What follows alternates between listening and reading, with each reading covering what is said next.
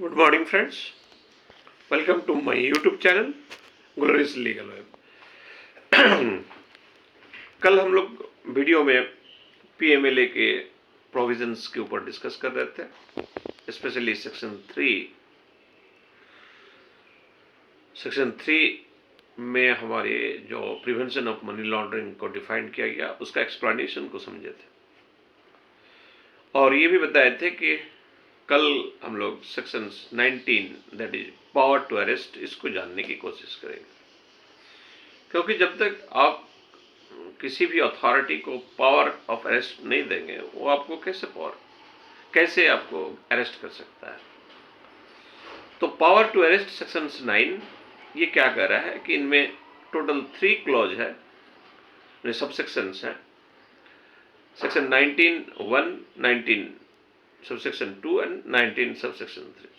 19(1) में क्या कर रहा है, if the director, deputy director, assistant director और any other officers authorised in this behalf by the central government by general और special order has on the basis of the material in his possessions reason to believe under bracket that reason for such belief to be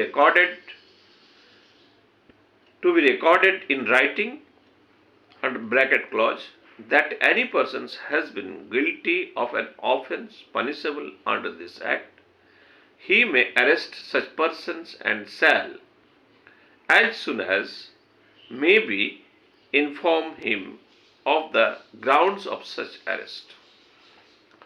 तो friends ये था section 19 sub section 1। इसमें स्पष्ट कर रहा है कि कोई भी डायरेक्टर हो, डिप्टी डायरेक्टर हो, असिस्टेंट डायरेक्टर या कोई एनी अदर ऑफिसर जिसको ऑथराइज किया गया है, किसने, इन this behalf of the central government, इस संदर्भ में सेंट्रल गवर्नमेंट के द्वारा, बाय जनरल और स्पेशल ऑर्डर, कोई जनरल ऑर्डर से या स्पेशल ऑर्डर से, has on the basis of the material in this possessions, कैसे वो ऑर्डर पास करेगा पावर ऑफ अरेस्ट के लिए किसी अथॉरिटी, किसी डायरेक्टर को, डिप्टी डायरेक्टर और असिस्टेंट डायरेक्टर को, उसके पीछे रीजन होना चाहिए।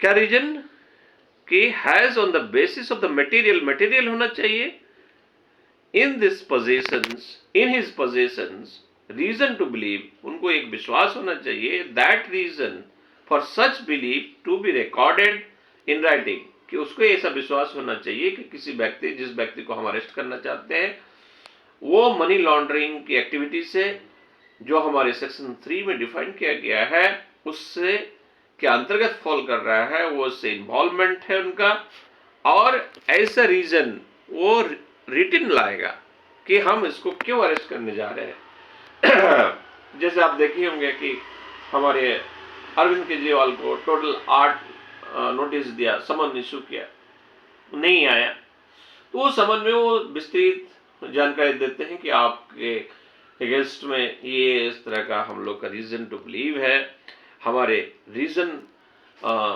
हम इसको रिकॉर्ड कर रहे हैं कि आपके ऊपर जो है इस तरह का एलिगेशंस है, हम आपको अरेस्ट करना चाहते हैं, यस हमारे पास आप आइए, अपने बात रखिए। That any person has been guilty of an offence punishable under this act, he may arrest such persons and shall as soon as may be inform him of the grounds of such arrest.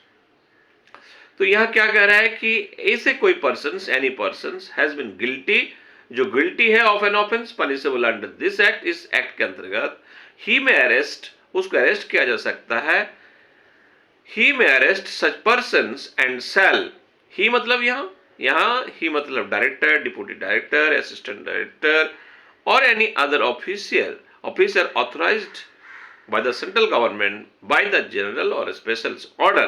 तो वह जो है ऐसे किसी व्यक्ति जिसके ऊपर ऐसा कोई गिल्टी पाया जाता है, ऐसे आदमी जिसको गिल्टी पाया जाता है, ऐसा उसका रीजन टू बिलीव है और वो राइटिंग में लाता है, तो उसको अरेस्ट करता है as soon as may be inform him of the grounds of such arrest, और साथ ही साथ वो जो है इन्फॉर्म करेगा, जैसे अभी हमने कहा कि उसको समन इशू करता है इन्फॉर्म करेगा, inform him of the grounds of such arrest, कि आपको क्यों अरेस्ट किया जाता है। तो ये था 19 सबसेक्शन 1। अब आते हैं सबसेक्शन 2।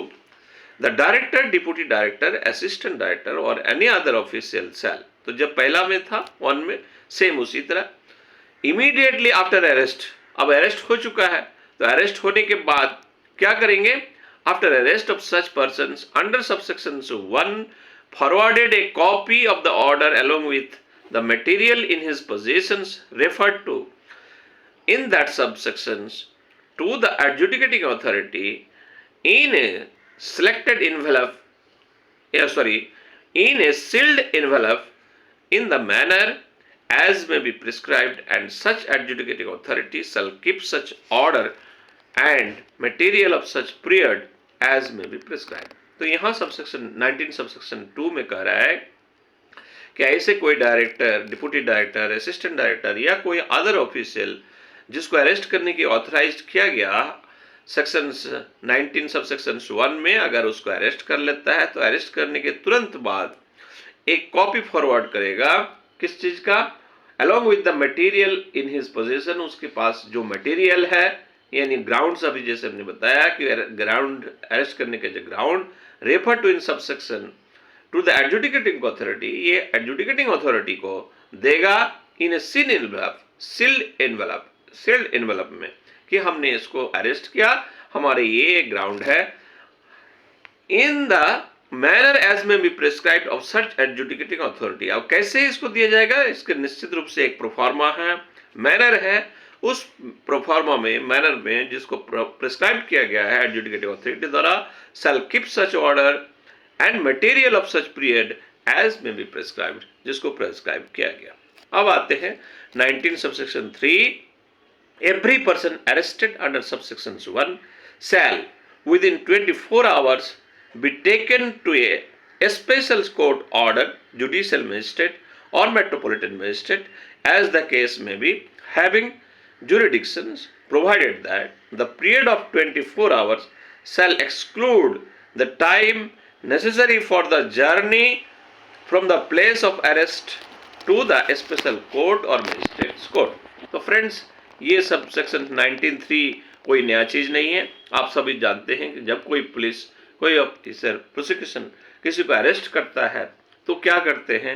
उसको विद इन 24 आवर्स के अंतर्गत जो है उसको कोर्ट में, मजिस्ट्रेट कोर्ट के सामने जो प्रस्तुत करना पड़ता है। यहाँ पे भी वही है कि आप किसी को अरेस्ट करके अपने घर में रख दिए, बंद करके रख दिए, वो क्या हो जाएगा? इलीगल डिटेंशन हो जाएगा। और ये जो 24 आवर्स, जैसे वहाँ हम लोग CRPC में पढ़े थे, इसी तरह यहाँ पे भी कि वो 24 आवर में कौन सा चीज एक्सक्लूड है, कि भाई किसी को ले जाने में, आने में जो समय लगता है वो समय 24 आवर्स के अंतर्गत इंक्लूड नहीं होगा। तो फ्रेंड्स, होप सो कि हम लोग sections 19 of PMLA, that is the prevention of money laundering act 2002 का सबसेक्शंस 1, 2, 3 बढ़िया से समझें। और आप में अगर कोई क्वेरीज है तो ज़रूर हमसे कांटेक्ट कर सकते हैं। मैं एडवोकेट मित्र नसीम अख्तर, झारखंड हाईकोर्ट रांची, आप सभी के साथ एक कम्युनिकेट करने के प्रयास करता हूं। अगर आप में कोई सुझाव है, कुछ बताना चाहते हैं तो ज़रूर हमें मेल कर सकते हैं, ईमेल कर सकते हैं, फ़ोन से कांटेक्ट कर सकते हैं। Have a nice day. जय हिंद। फिर मिलते हैं अगला वीडियो में।